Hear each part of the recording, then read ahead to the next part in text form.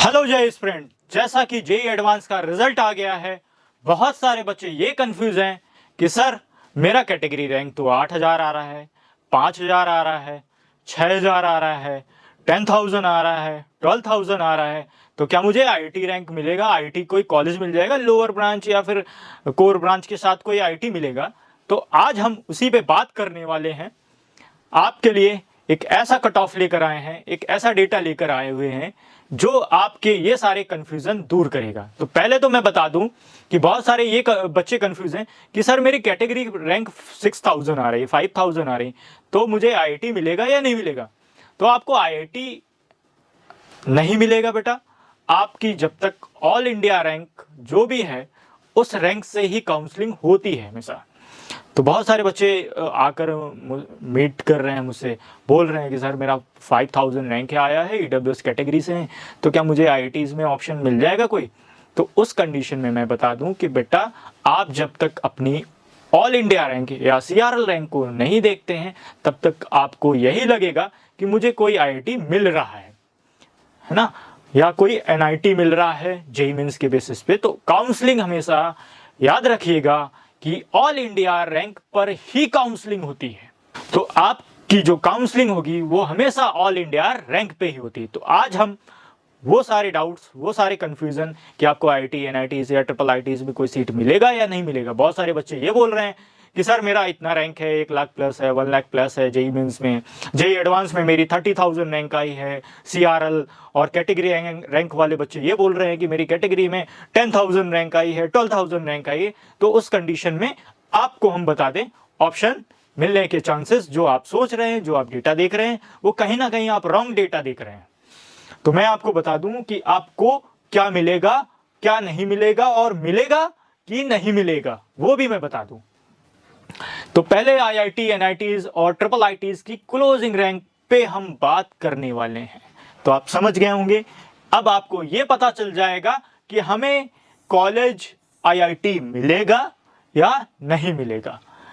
तो यह है लास्ट क्लोजिंग रैंक की बात करें तो लास्ट क्लोजिंग रैंक जो है वो है 22,390।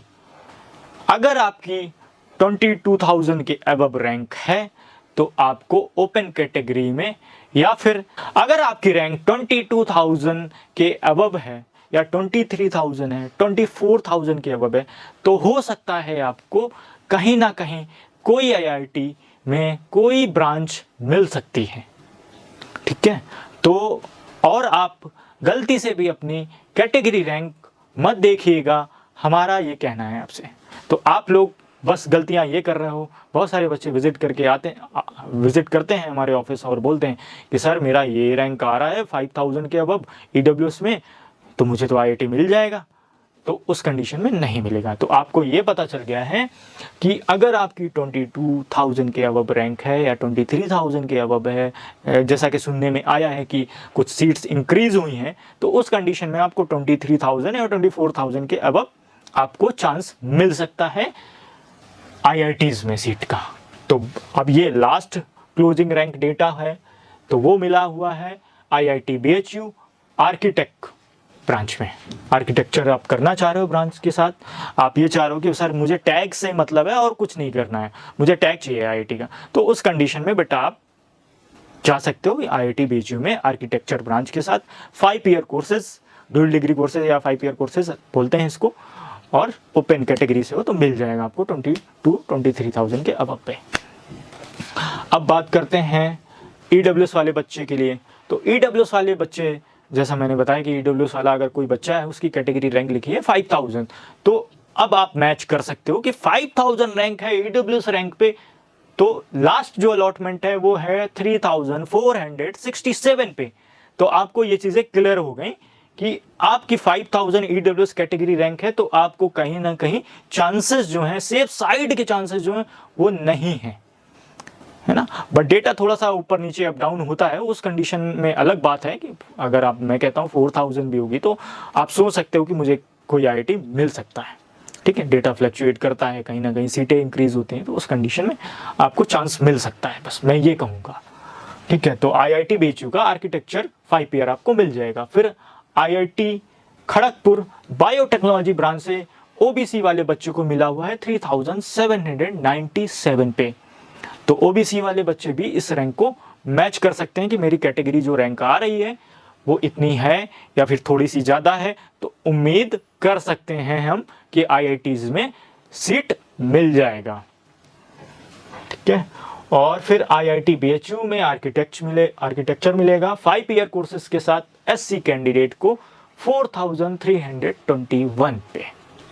तो आपको समझ में आ रहा है कि जो हमारी कैटेगरी रैंक है, कैटेगरी रैंक से ही आपको मैच करना है। तो इसका आप चाहें तो एक बार स्क्रीनशॉट ले सकते हैं, ताकि आपके लिए डेटा मैच करना इजी हो जाएगा। आपको एक उम्मीद मिल जाएगी कि हमें IIT सीट मिलेगी या नहीं मिलेगी। तो ST की बात करें, ST को लास्ट ईयर अलॉटमेंट हुआ है 1755 पे। उसको IIT खड़गपुर आर्किटेक्चर मिला हुआ है। तो ये सारी चीज़ें आप याद रखिएगा कि आपको अब जो भी डेटा मैच करना है वो इस रैंक से ही मैच करेंगे आप। तो आपको आपका जो कन्फ्यूज़न है, जो डाउट है, बहुत सारे बच्चे उम्मीद लगा कर बैठे हैं कि मुझे IIT मिल रहा है, तो इस डेटा को आप लोग मैच कर सकते हो। तो यहाँ पर अब बात करते हैं NIT की कि NIT लास्ट क्लोजिंग रैंक क्या होगी। तो NIT अगरतला की लास्ट क्लोजिंग रैंक जो होगी वो होगी 1,17,880। तो अगर आपकी इतनी रैंक है तो आप उम्मीद कर सकते हो, आप अपना प्लान कर सकते हो कि मुझे कोई NIT कॉलेज अलॉट हो जाएगा। जनरल वाले बच्चे के लिए, जो ओपन कैटेगरी का बच्चा होता है उसको मिल जाएगा, बट ब्रांच जो है केमिस्ट्री 5 ईयर कोर्सेज के साथ मिलेगी। तो ये चीज़ें याद रखिएगा। अब दूसरा ऑप्शन है EWS कैटेगरी की। अगर बात करें तो EWS कैटेगरी वाले बच्चों को मिला हुआ है 1,29,563 पे। तो कॉलेज मिला हुआ है NIT अगरतला ETE ब्रांच से। फिर अगर OBC कैटेगरी की बात करें तो 1,28,521 पे मिला हुआ है OBC वाले को NIT Agartala chemistry 5 year courses के साथ।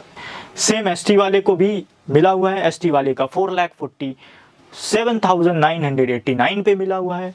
ST वाले को मिला है IIEST शिवपुर माइनिंग ब्रांच से 2,82,390 पे मिला हुआ है। तो अगर आपकी ये रैंक है, इस रैंक के आसपास भी हैं या थोड़ी सी ज़्यादा है, तो फिर आपको NITs में सीट मिल सकता है। आप उम्मीद लगाकर बैठ सकते हैं कि मुझे NIT का टैग मिल जाएगा। ट्रिपल ITs की जो लास्ट अलॉटमेंट है वो 1,17,164 पे है। और जनरल कैटेगरी पे क्या मिला हुआ है, ट्रिपल IT मणिपुर मिला हुआ है EC के साथ। सेम EWS वाले का है, अलॉटमेंट सेम है, बट रैंक है 1,31,632। OBC वाले को भी सेम मिला हुआ है, बट उसकी रैंक है 1,37,636। अब SC वाले के लिए भी सेम अलॉटमेंट आई है, बट उसकी रैंक है 2,96,048।